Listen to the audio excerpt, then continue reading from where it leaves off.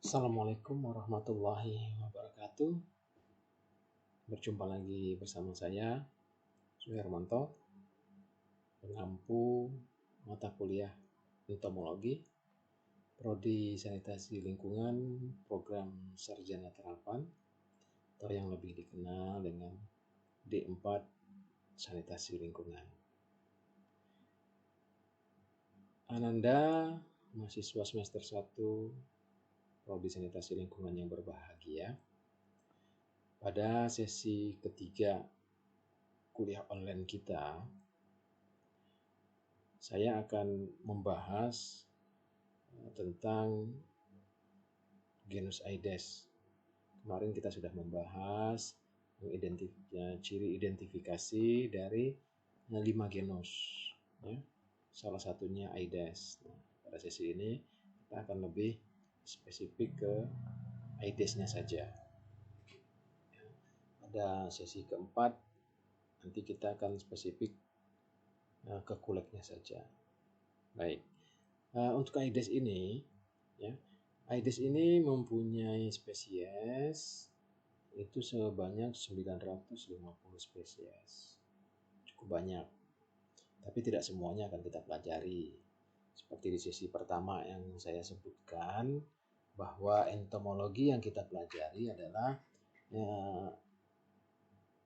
serangga yang dapat mengakibatkan perpindahan penyakit dari satu orang ke orang lain atau yang dikenal dengan vektor. Maka saat ini yang telah terkonfirmasi sebagai vektor dari Aedes aegypti, chikungunya, dan beberapa penyakit lainnya itu adalah Aedes aegypti dan Aedes albopictus. Ya. Jadi Aedes aegypti dan Aedes albopictus ini ya sudah terkonfirmasi sebagai vektor. Tidak menutup kemungkinan nanti dari 950 spesies ini, ya siapa tahu bisa terkonfirmasi ada spesies lain. Nah, nyamuk Aedes itu mempunyai kemampuan ya, rata-rata 100 meter. Namun dari beberapa sumber, jika kita mau membedakan Aedes aegypti dan Aedes albopictus dari jarak terbangnya, ya, ini hanya gambaran, ya. Aedes aegypti itu mampu mencapai 30 sampai dengan 50 meter. Sedangkan nyamuk Aedes albopictus jarak terbangnya lebih jauh jangkauannya dibanding Aedes aegypti. Nah, secara detail bagaimana mengidentifikasi dari Aedes ini sehingga akan kita ketahui mana yang Aedes aegypti, mana yang Aedes albopictus. Kita udah tahu bahwa Aedes ini mempunyai siklus metamorfosis yang sempurna, ya. Mengalami metamorfosis sempurna karena telur, larva, pupa, dan nyamuk dewasa itu jelas nampak beda perbedaannya. Yang dewasa hidup di atmosfer, sedangkan telur sampai dengan pupa hidup dalam biotik air.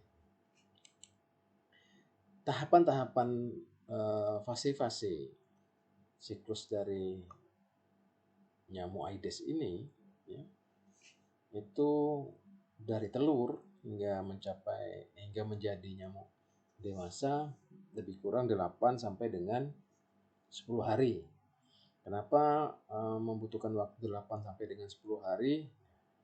Ini bisa kita lihat tahapan-tahapan, ya, mulai dari telur itu ketika nyamuk dewasa betina bertelur, ya, maka 1 jam setelah keluar itu bisa menetas, ya, maksimal 2 hari. Ya, jadi 1 jam sampai dengan 2 hari telur itu bisa menetas. Kemudian setelah menetas dia akan menjadi jentik atau larva. Larva ini akan melalui tahapan, ya, karena dia mengalami pertumbuhan dari ukuran yang kecil sampai dengan ukuran besar, dia akan mengganti kulitnya. Jadi pergantian kulit ini disebut dengan instar. Ada instar 1, instar 2, instar 3, dan instar 4. Jadi butuh waktu di sini sekitar 7 ya, sekitar 7 hari lebih.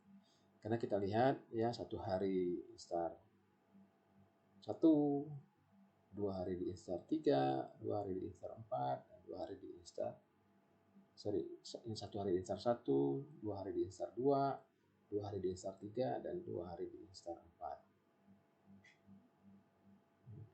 Namun secara keseluruhan itu bisa 8 sampai dengan 10 hari, tergantung dari suhu, kelembaban, temperatur, ya.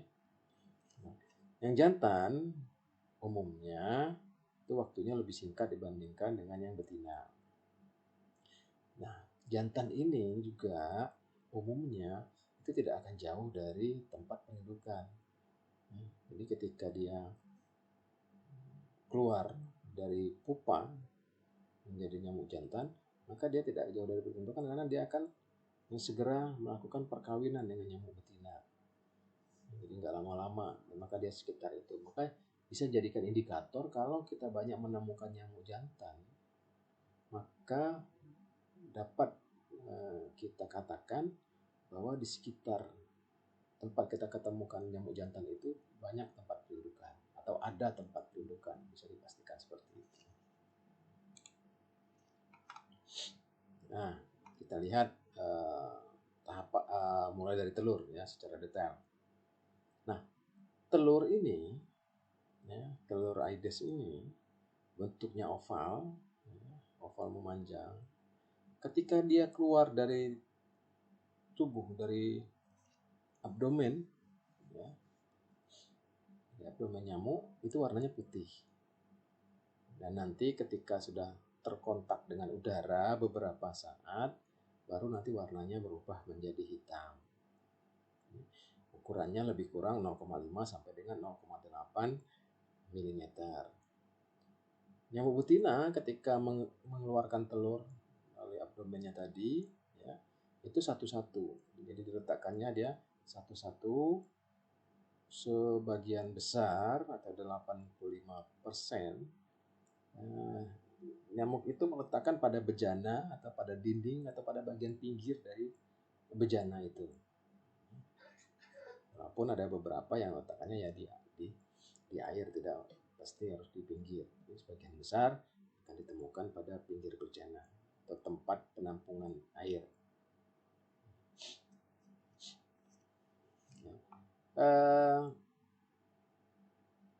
Nyamuk Aedes ini ya, dia suka bertelur pada genangan air yang tidak kontak dengan tanah. Artinya air yang kolam yang kontak dibuat dari tanah itu jarang atau tidak ditemui oleh nyamuk Aedes bertelur di sana. Jadi semua tempat yang bisa menampung sehingga ada pembatas antara tempat itu dengan tanah dan menampung air, maka itu potensial sebagai tempat perkembangbiakan atau tempat bertelurnya nyamuk Aedes. Di awal-awal dulu ya, dia suka di air yang jernih. Namun beberapa informasi terakhir dari beberapa jurnal sekarang ini tidak hanya di air jernih, di air kotor pun dia bisa bertelur. Yang penting tidak kontak dengan tanah. Oke. Pada jentik ya, setelah telur netas menjadi jentik, mengalami pergantian kulit seperti yang saya katakan tadi, itu disebut dengan istilahnya instar ya. Nah, jentik ini atau larva itu memiliki sipon atau corong udara ya, karena dia berfungsi untuk pernapasan ya. pada sipon, pada sipon itu memiliki tuf, ya. Satu rumpun yang terdiri dari beberapa helai itu dikenal dengan tuf, itu terdapat pada sipon. Nah, jika kita melihat sipon itu dari pangkal yang melekat pada abdomen, maka sebelum tuf itu akan terdapat pekten, ya. Jadi sederetan pekten atau duri-duri, baru setelah itu tuf. Kalau tidak ada pekten, cuma ada tuf, maka bukan Aedes, ya. Tapi kalau ada pekten, terdapat satu tuf, patut dicurigai itu Aedes, ya. Kemudian setelah kita lihat ada pekten, ada tuf, kita lihat pada kom. Kom itu adalah sederetan duri yang terdapat di ujung abdomen. Kom inilah nantinya yang akan membedakan mana Aedes aegypti dan mana Aedes albopictus. Nah, seperti ini ada kepala, ada torak, ini ada abdomen. Pada ruas paling akhir, ya, misal kalau kita hitung dari atas 1, 2, 3, 4, 5, 6, 7, 8. Pada ruas paling akhir ini terdapat satu deret atau satu baris. Ya. Jadi satu deret ini terdapat kom, duri. Kalau kulek, ya, dia tidak satu deret atau tidak satu baris, tapi lebih dari satu, ya, bisa 2, bisa 3. Jadi kalau Aedes dia satu baris kom. Nah, durinya seperti ini, duri kom. Ini yang namanya kom. Nah, durinya kalau diperbesar itu seperti ini, satu. Ada yang seperti ini lagi, satu. Inilah membedakan antara Aedes aegypti dan Aedes albopictus, ya. Kom inilah yang membedakan antara Aedes aegypti dan Aedes albopictus. Kalau yang tuf dan pekten ini untuk genus, ya, membedakan antara genus Aedes dan genus kulek. Sedangkan untuk spesies, ya, komnya ini yang membedakannya. Ya. Kalau ini kita, ini genus Aedes nih, pektennya ada, tufnya ada, komnya satu baris, atau genus Aedes atau genus kulek membedakan. Kalau untuk lebih spesifik ke spesies, lihat duri komnya. Nah, ini ada tunggal satu, ya, ada tunggal. Duri meruncing, sini ada tunggal.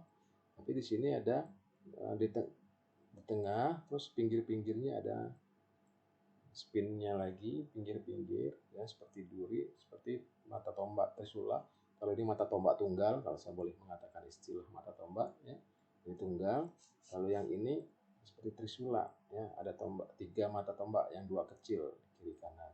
Nah, itulah yang membedakan mana yang Aedes, mana yang albo, ya, dari kom tersebut. Nah, ini ada foto di bawah mikroskop yang diperbesar.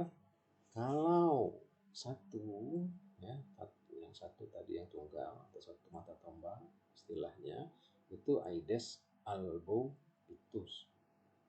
Tapi kalau dia ada satu mata tombak, terus di sini ada spin, ada mata tombak kecilnya, kalau bisa kita kan bilang mata tombak, ya, duri, ada duri kecil, maka ini Aedes aegypti, ya. Kalau dia satu tunggal albo, kalau dia tidak tunggal ada duri kecil kiri kanannya, maka Aedes aegypti. Itu yang membedakan, lihat di kom. Nah, seperti pada gambar yang diperbesar, hasil melihat pada mikroskop, ya, ini bisa ditebak kira-kira apa. Oke, ya. Jadi ini adalah kom satu deret, ya, satu baris. Ini adalah kom dari Aedes aegypti karena dia terdapat di sisinya ada spin duri, ya, di kiri kanannya, dan di tengah ada juga duri yang memanjang. Jadi seperti trisula, maka disebut dikenal dengan Aedes aegypti.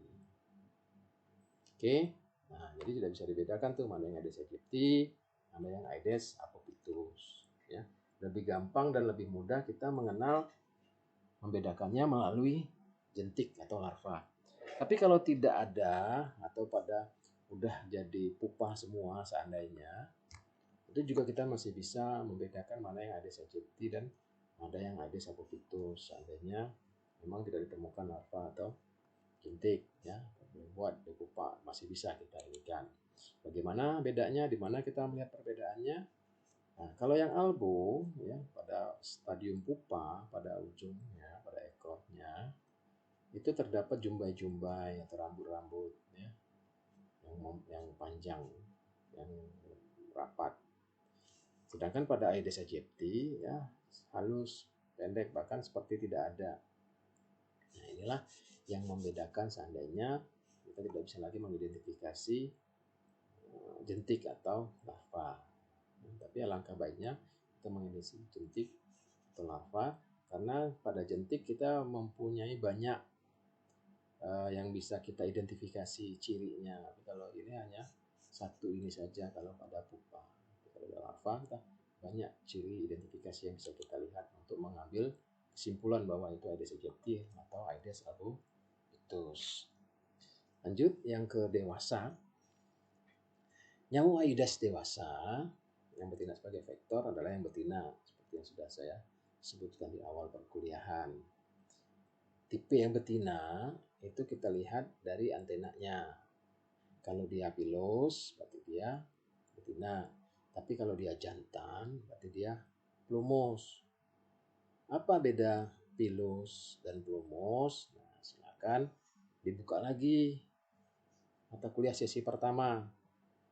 Apa yang disebut dengan pilus, apa yang disebut dengan plumos, ya, dibuka lagi materinya. Tubuhnya ini memiliki corak ya karena dia ada corak warna putih yang melingkar baik di tungkai, di dada ataupun di abdomen. Sehingga nyamuk ini di masyarakat dikenal dengan nyamuk belang. Nyamuk belang-belang hitam putih. Karena memang ada corak ada belang berwarna putih yang melingkar baik di kaki, di dada maupun di abdomen. Abdomennya meruncing ya, pada bagian sersi seperti yang kita jelaskan di semester 1 di sesi 1. Betina umumnya lebih panjang ya umurnya dibandingkan dengan yang jantan. Itu untuk yang dewasa. Selesai itu ini ada gambar ya, tadi hanya ulasan, sekarang gambar nih supaya lebih jelas. Mana sih yang albo, mana sih yang Aedes aegypti. Nah, untuk yang albo kita melihatnya di torak. Karena kalau kita lihat di belang-belangnya Aedes aegypti sama Aedes albopictus sama. Maka kita melihat membedakannya di bagian torak. Di bagian torak akan terdapat satu garis putih memanjang dari depan hingga ke belakang. Ya. Bagian torak ya, pada bagian torak, bagian punggungnya dari depan hingga ke belakang terdapat satu garis putih. Hati-hati karena belum terbiasa yang dilihat di bagian kepala, karena bagian kepala itu juga seperti ada garis putih. Ya, jadi kalau pas lihat, wah ini ada garis putih memanjang. Padahal yang dilihat kepala, maka hati-hati. Ya. Yang dilihat di torak, ya, di dada bagian punggungnya. Oke. Kalau Aedes albopictus, ya, dia ada garisnya memanjang dari depan ke belakang juga, ya, di tengah, kemudian di sisi kiri pinggir dan di sisi kiri kanan. Juga memanjang dari depan ke belakang.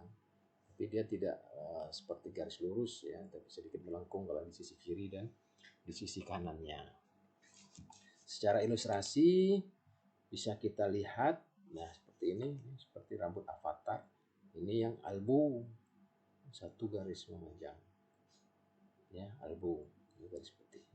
Nah, Aedes aegypti ada seolah-olah kita lihat itu ada 3, ya. Satu tengah memanjang lebar ini, memanjang ke belakang. Nah, yang kiri kanannya terdapat juga memanjang, walaupun dia melengkung, tidak lurus. Jadi untuk menggampangkannya, ya, kalau 3 garis itu aedes aegypti, kalau 1 garis putih memanjang itu adalah albopictus. Kalau yang lainnya sama, bukunya itu ada 3. Oke, itulah ya, yang bisa membedakan antara Aedes aegypti dan Aedes albopictus, karena 2 spesies ini yang sudah terkonfirmasi sebagai vektor, ya. Ini Aedes albopictus dan yang ini Aedes aegypti. Sebelum kita lihat nanti suatu video, kita pelajari dulu bagaimana bionomik dari Aedes. Aedes ini mempunyai tempat perkembangbiakan, ya, tadi sudah saya singgung, bejana yang dalam kehidupan sehari-hari sebagai tempat penampungan. Ada drum, ada tempayan, ada bak WC dan lain-lain. Nah, cuman yang tempat yang tidak lazim tapi sering menjadi tempat pendudukan seperti di belakang kulkas. Itu sering juga bisa menjadi tempat pendudukan. Kemudian ban bekas, botol bekas dan lain-lain. Nyamuk Aedes dia menyukai darah manusia, dikenal dengan antropofilik. Secara berulang, artinya nyamuk ini ketika tidak mencukupi darah, ketika abdomennya tidak kenyang darah, dia akan menggigit lagi pada sumber yang lain. Nah, sehingga dia ketika dia menggigit dari sumber yang satu ke sumber yang lain, saat itulah terjadinya penularan. Karena ada juga nyamuk yang gigit satu orang itu sampai kenyang, jadi nggak pindah-pindah. Itu ada juga nyamuk yang sampai kenyang. Nyamuk Aedes ini dia cukup lincah, dia bisa berulang menggigit dari satu orang ke orang yang lain. Tempat menggigitnya ada yang di dalam, yang dikenal dengan endofagil. Endofagil itu dalam rumah. Umumnya itu adalah nyamuk Aedes aegypti. Ya. Nah, kalau yang di luar rumah, exofagil, yang menggigit di luar rumah, itu umumnya Aedes albopictus. Maka sering kita di hutan kota, tempat-tempat di belukar pada siang hari, itu bisa kita temui nyamuk Aedes albopictus. Kemudian tempat istirahatnya, ya. Nyamuk Aedes aegypti ini senang sekali di dalam rumah, endofilik, tempat-tempat yang gelap, ya, lembab. Jadi di belakang pintu ada gantungan pakaiannya warna hitam, itu suka sekali itu nyamuk di dalam rumah dia. Kalau yang Aedes albopictus dia lebih suka di luar rumah, maka disebut dengan exofilik. Waktu beraktivitas dari nyamuk ini itu akan sering kita jumpai, bahkan umumnya, ya, sebagian besar jarang ditemukan. Jadi umumnya ditemukan itu siang hari, jarang ditemukan pada malam hari. Jadi hampir 100% itu nyamuk ini diurnal atau siang hari. Kalau ditemukan malam hari itu pada kondisi-kondisi tertentu, situasi tertentu. Ya, contoh gini, nah kita ke supermarket, ya, karena pencahayaannya cukup, jadi seolah-olah atau kita tahunya itu masih terang. Padahal nggak tahu ketika kita keluar supermarket atau udah gelap, udah malam. Jadi kita tahunya itu terang aja. Itu kira-kira ilustrasi contoh sederhana apabila ditemukan nyamuk Aedes itu pada nokturnal. Tapi sebagian besar itu ditemukan diurnal malam hari, ya, dengan waktu yang sering itu di atas jam 7 pagi, ya, sampai jam 11 siang dan jam 17 sore. Itu yang waktu-waktu yang sering ditemukan.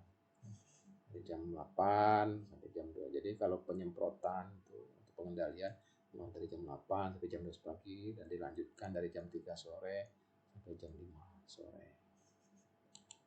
Ya. Nah, ini beberapa tempat yang menjadi sangat potensial sebagai tempat perindukan dari Aedes. Ya. Di sini ada vas bunga untuk tanaman air yang hobi tanaman air, taruh air sebagai vas bunga.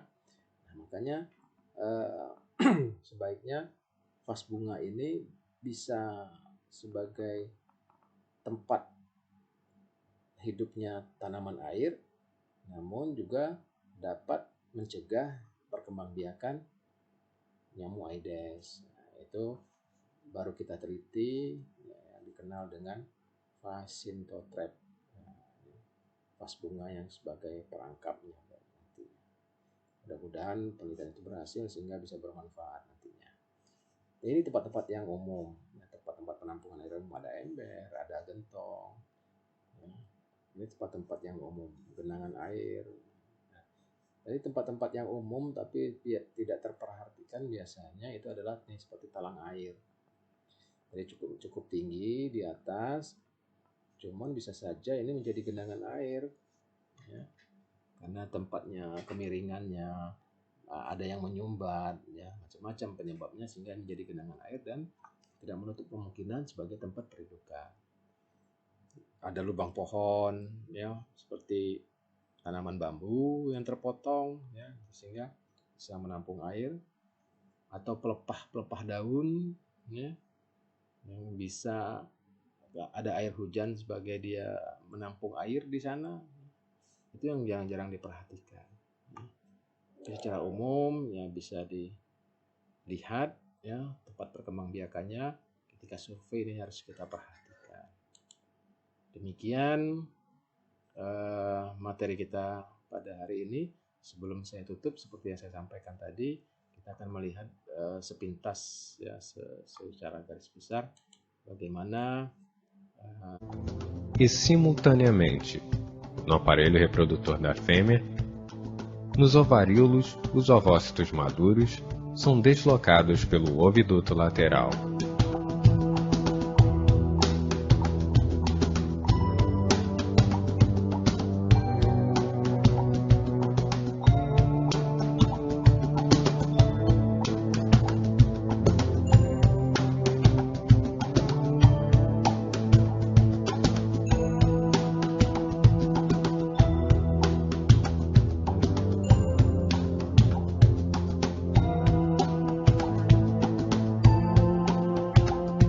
Ao passar pela bolsa copulatória, um espermatozoide penetra no ovócito pela micrópila, fecundando-o, formando assim o ovo.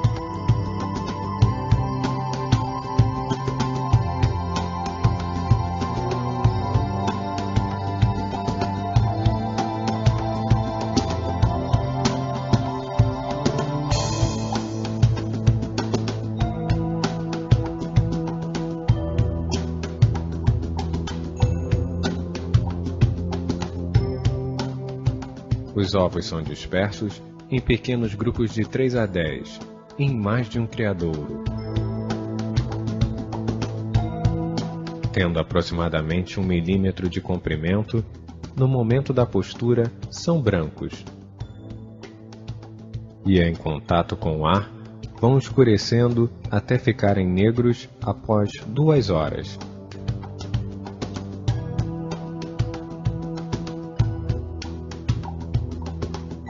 O desenvolvimento completo do embrião no interior dos ovos ocorre em aproximadamente 2 ou 3 dias. Essa variação de tempo depende da temperatura do ambiente. Uma vez completado o desenvolvimento embrionário, os ovos permanecem viáveis por aproximadamente 1 ano.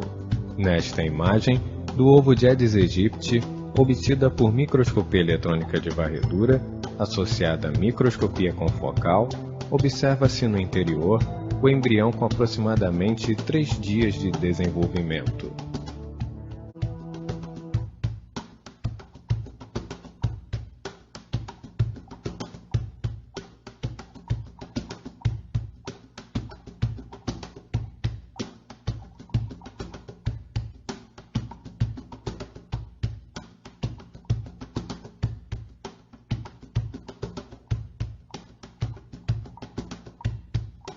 Larvas passam por 4 estágios de crescimento. As mudanças de estágio acontecem com a troca da pele, ou exúvia, à medida que seu tamanho aumenta. O primeiro estágio dura de 36 a 48 horas. O segundo estágio, de 24 a 36 horas. O terceiro estágio, de 36 a 48 horas. E o quarto estágio, de 48 a 72 horas. Embora sendo aquáticas, as larvas utilizam o ar atmosférico como fonte de oxigênio, respirando através do sifão, alimentando-se basicamente de micro-organismos presentes em seu habitat. As larvas de Aedes aegypti fogem da luz. Pode-se utilizar este comportamento como uma forma de reconhecimento da espécie.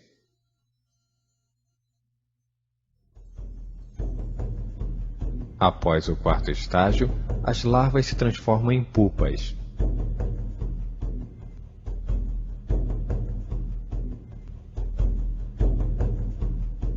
Neste estágio, que dura de 48 a 72 horas, não há alimentação e a respiração ocorre pelas trompas.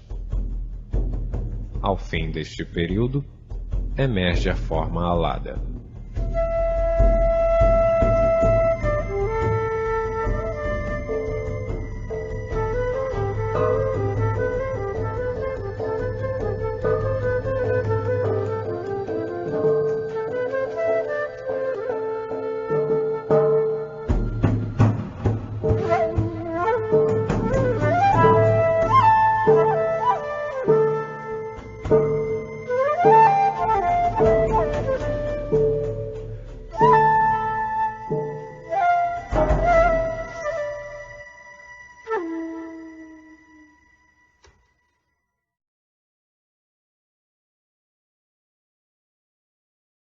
A forma alada tem como função primordial a dispersão e perpetuação da espécie pelo acasalamento, que para a fêmea acontece geralmente apenas uma vez durante seu curto período de vida. Demikian sesi kita pada hari ini. Mudah-mudahan dapat dipahami. Silahkan dipelajari lebih lanjut.